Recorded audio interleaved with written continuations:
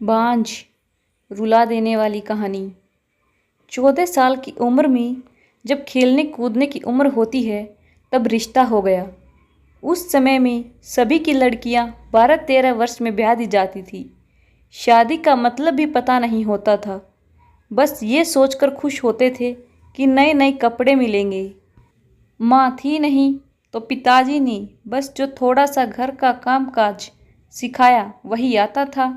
शादी का दिन आया और बस सारी रस्मों के बाद विदाई का वक्त भी आ गया। रोते रोते डोली में बैठकर ससुराल पहुंच गई। इतनी आलीशान हवेली देखकर मन ही मन बहुत खुश हुई। तभी सासू माँ की आवाज़ आई, अरे जल्दी से कलश ले आओ, बहू आ गई है।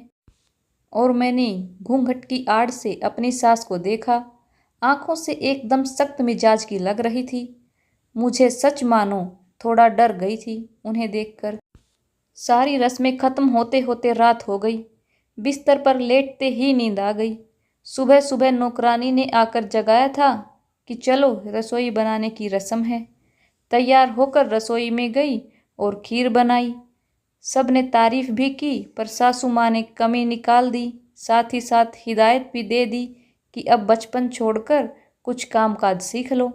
15 दिन बाद मेरे पति को भी हॉस्टल जाना था क्योंकि वह तब बीए कर रहे थे। खैर अमर भी हॉस्टल चले गए और मैं अकेली रह गई अपनी सास और ससुर के साथ। बीच बीच में अमर चिट्ठी लिखते थे पर पहले सासू माँ पढ़ती थी, बाद में मेरे पास आती थी। उम्र कम होने की वजह से इतना फर्क नहीं पड़ता था। मेरे अकेलेपन का साथी था आम का पेड़। हाँ, वही आम का पेड़ जो हवेली के पीछे के आंगन में लगा था। उस आम के पेड़ के नीचे एक कच्ची मिट्टी का कमरा भी बना हुआ था, पर वो पेड़ फल नहीं देता था, इसीलिए सारी हवेली वाले उस पेड़ को बांझ कहते थे। पर मुझे न जाने क्यों उस पेड़ से बहुत प्यार था। जब काम से निवृत्त होकर कुछ फुर्सत के पल मिलते थे तो एक वही पेड़ मेरा साथी होता था। उसको देखते हुए मैं अपनी सारी थकान भूल जाती थी। 2 साल बीत गए और मैं 16 की हो गई। अमर की भी स्नातक की पढ़ाई पूरी हो गई थी। आज अमर वापस आ रहे थे। सासू माँ सुबह से ही तैयारी में लगी हुई थी। खुद ही रसोई में जा जाकर जायजा ले रही थी। मैं भी बहुत खुश थी कि अब मुझे अकेले रहना नहीं पड़ेगा। 16 श्रृंगार के साथ मैं पूर्ण स्त्री की तरह महसूस कर रही थी। आज मांग का सिंदूर कुछ अलग ही लालिमा लिए हुए था। शायद वह लालिमा मेरे चेहरे पर भी दिख रही थी। तभी तो मेरी सास ने मुझसे कहा कि जा अपनी नज़र उतरवा ले, अमर आ गए हैं। हवेली की हलचल से पता चल गया था मुझे। खाने पीने से निवृत्त होकर सब आराम करने चले गए। अमर भी कमरे में आ गए थे और मैं बस शर्म से लाल हुई जा रही थी। तभी अमर ने मुझे तोहफा दिया, एक सुंदर लाल साड़ी। पर मेरे लिए तो अमर का वापस आना ही सबसे बड़ा तोहफा था। हमने ढेर सारी बातें की जिसमें कुछ शिकायतें थी, कुछ प्यार था। समय बीतता गया और 2 साल कैसे बीत गए पता ही नहीं चला। अमर और मैं एक दूसरे के साथ बहुत खुश थे। एक दिन अचानक पता चला कि मेरे पिताजी बहुत बीमार हैं। अमर मुझे लेकर तुरंत रवाना हो गए। पिताजी मुझे देखकर बहुत खुश हुए, जैसे मेरे लिए ही अपनी सासों को रोका हुआ था। और फिर मुझे अमर के हवाले करके वो इस दुनिया से चले गए। भीगी आंखों से अपने पिताजी को विदा किया। अब मेरा सब कुछ अमर और उसका परिवार ही था। समय गुजरता गया और अमर ने अपनी लॉ की पढ़ाई भी पूरी कर ली और अब वो सरकारी वकील कहलाने लगे थे। पर भगवान ने मुझे अभी संतान सुख नहीं दिया था। अभी तो सासू माँ दबी आवाज़ में बोलती थी, पर धीरे धीरे उन्होंने अपना रुख कड़ा कर लिया था। अमर बहुत व्यस्त रहते थे अपने काम में, सो वो मेरे पीछे सारा दिन पड़ी रहती। धीरे धीरे सारे गांव में ये बात फैल गई कि हवेली की बहू बांझ है। तीर की तरह चुभता था ये शब्द, पर कुछ कह नहीं पाती थी, सिर्फ आंसुओं से दिल हल्का करती थी। अमर मुझे दिलासा देते थे पर लोगों का व्यवहार अंदर ही अंदर मुझे खोखला कर रहा था। अभी मेरी उम्र ही क्या थी, सिर्फ 19 साल, और लोगों ने मुझे बांझ बना दिया। बचपन से ही शरीर से दुबली पतली थी मैं। फिर माँ के मरने के बाद ठीक से पालन पोषण भी नहीं हो पाया था। एक दिन अमर जब दोपहर के खाने पर घर आए तो सासू माँ ने फरमान सुना दिया कि हम अमर की दूसरी शादी करेंगे। उफ, इतना बड़ा धोखा अमर कैसे दे सकते हैं मुझे? नहीं, ऐसा नहीं हो सकता। बत्ती बुझा दो, मुझे सोना है। अमर, कुछ बात करनी है आपसे। मैं थक गया हूँ, धानी मुझे सोने दो। अमर, क्या आप दूसरी शादी करेंगे? धानी, मैंने कहा ना, सोने दो मुझे, थक गया हूँ मैं। तुम सब लोगों की चिक चिक सुनते सुनते। उधर माँ है और इधर तुम।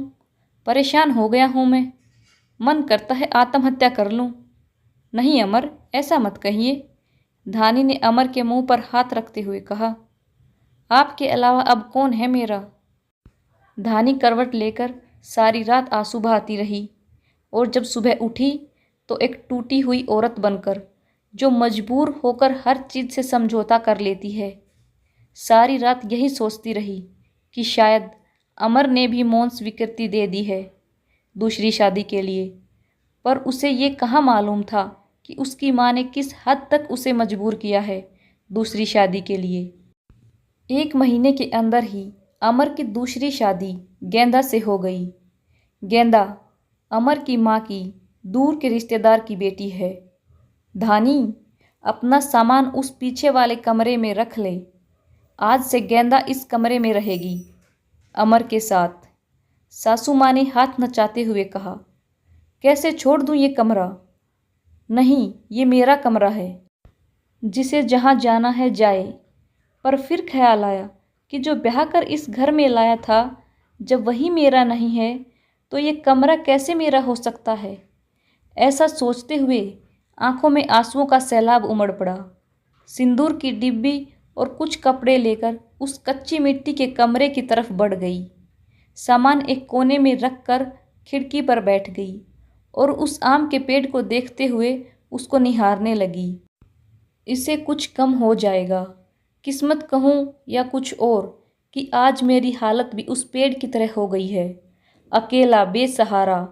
जैसे ये अभी तक अपने अस्तित्व को बचाने में सफल रहा है, क्या मैं इसकी तरह अडिग और मजबूत रह सकूंगी? या फिर किसी कमज़ोर लता की तरह मुरझा जाऊंगी और अपना अस्तित्व खो दूंगी? नहीं, ऐसा नहीं होगा। मैं मजबूत रहूंगी। जब ये बेजुबान पेड़ सबसे लड़ सकता है तो मैं क्यों नहीं? अपने विचार श्रृंखला से बाहर आते ही मैंने अपने आप को संभाला और हर स्थिति से लड़ने के लिए तैयार किया। दिन गुजरते गए और मैंने घर के कामों में अपने आप को व्यस्त कर लिया। अपनी कोठरी के आसपास खूब सारे पेड़ लगाए और बाकी बचे हुए समय में उन पेड़ों की देखभाल करने लगी। साथ ही साथ उस आम के पेड़ की देखभाल भी करती थी। गेंदा एक सुलझी हुई लड़की है। वो जब भी मुझसे बात करने के लिए आती, मेरी सासू माँ उसे बहाने से बुला लेती। अमर पहले से भी ज़्यादा व्यस्त रहने लगे थे। मुझसे बात तो करते थे, पर एक पछतावा हमेशा उनकी आंखों में दिखता था। शायद मेरी हालत देखकर बुरा लगता था उन्हें, पर माँ के खिलाफ जाने की हिम्मत नहीं जुटा पाते थे। गेंदा के दिन खुशी से गुजर रहे थे और मेरे दिन बस गुजर रहे थे। और देखते ही देखते वो दिन भी आ गया जब गेंदा ने खुशखबरी सुना दी और वो माँ बनने वाली थी। पूरी हवेली में त्योहार जैसा माहौल हो गया। सारे नौकरों में तोहफे बांटे जाने लगे। मैं भी बहुत खुश थी कि चलो अच्छा है, अब घर में एक नया मेहमान आएगा। शायद मेरी जिंदगी का सूनापन भी खत्म हो जाए। गेंदा बहुत कमज़ोर थी और उम्र भी 16 साल। उसे बहुत तकलीफ़ होती थी। अब सासू माँ का आदेश था कि उसकी अच्छे से सेवा की जाए, जिससे कि उसकी कमज़ोरी दूर हो सके।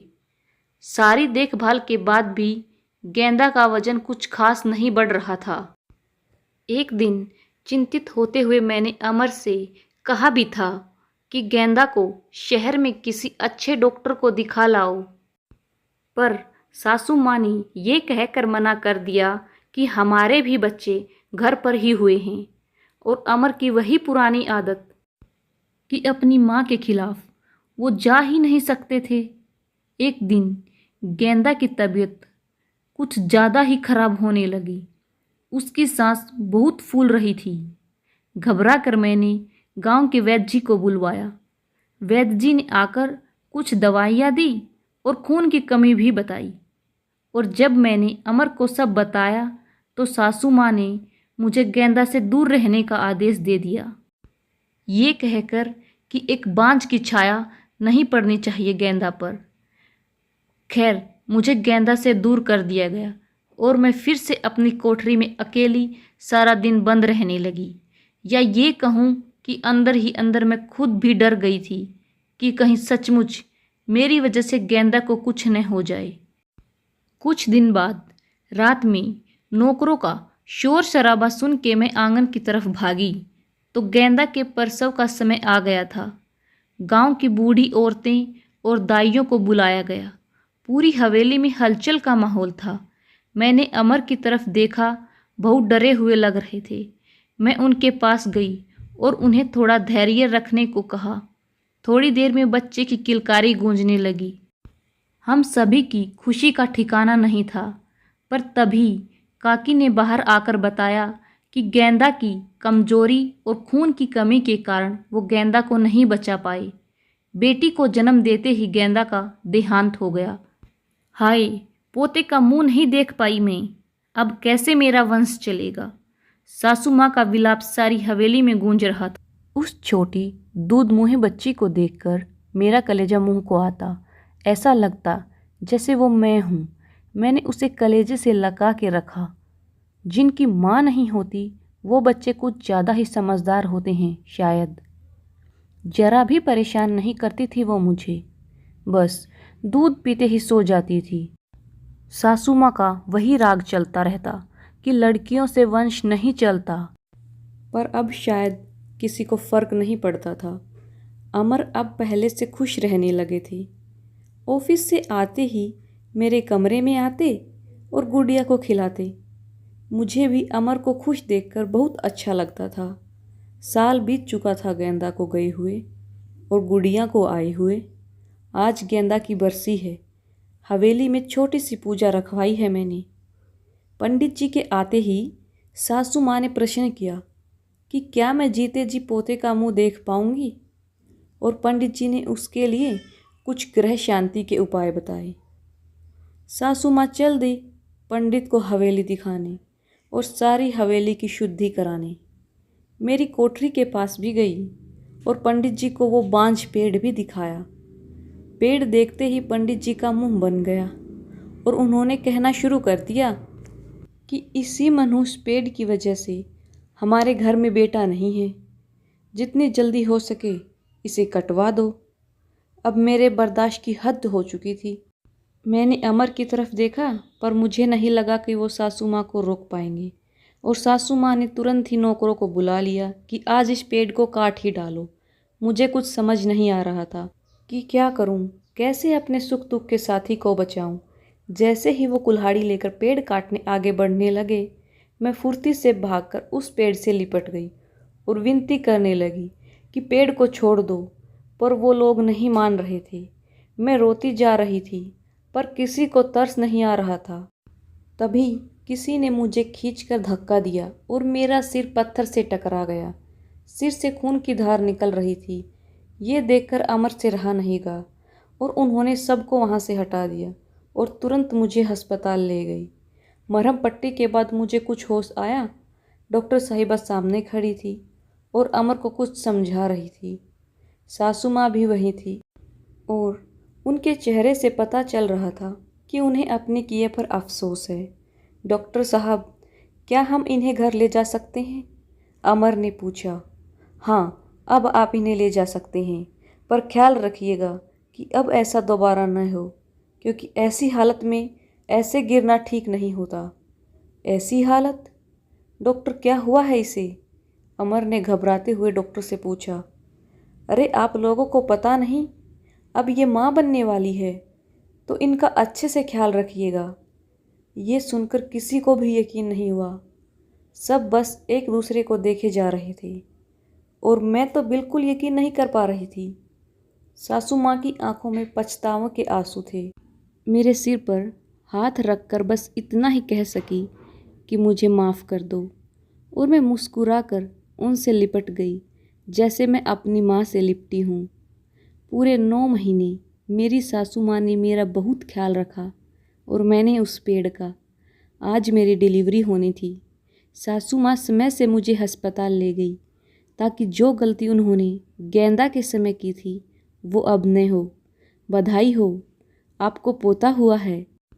नर्स ने सासू माँ को खबर सुनाई और सासू माँ ने अपने हाथ से अंगूठी निकालकर नर्स को दे दी। वो खुश थी, पर इस वजह से नहीं कि पोता हुआ है, बल्कि इस बात पर कि मैं बिल्कुल ठीक हूँ। हवेली में धूमधाम थी। सभी खुश थे कि हमारा परिवार पूर्ण हो गया बेटी और बेटे के आने से। और एक खुशी कहीं और भी पनप रही थी। वो उस आम के पेड़ में फल आ रहे थे। शायद हम बहुत जल्दी चिंता करने लगते हैं फल मिलने की, पर हर चीज़ का एक समय होता है। उससे पहले वह चीज़ नहीं मिलती। कुपोषित शरीर हो या पेड़, दोनों ही फल नहीं देते। वीडियो पसंद आई हो तो वीडियो को लाइक और चैनल को सब्सक्राइब करें। धन्यवाद।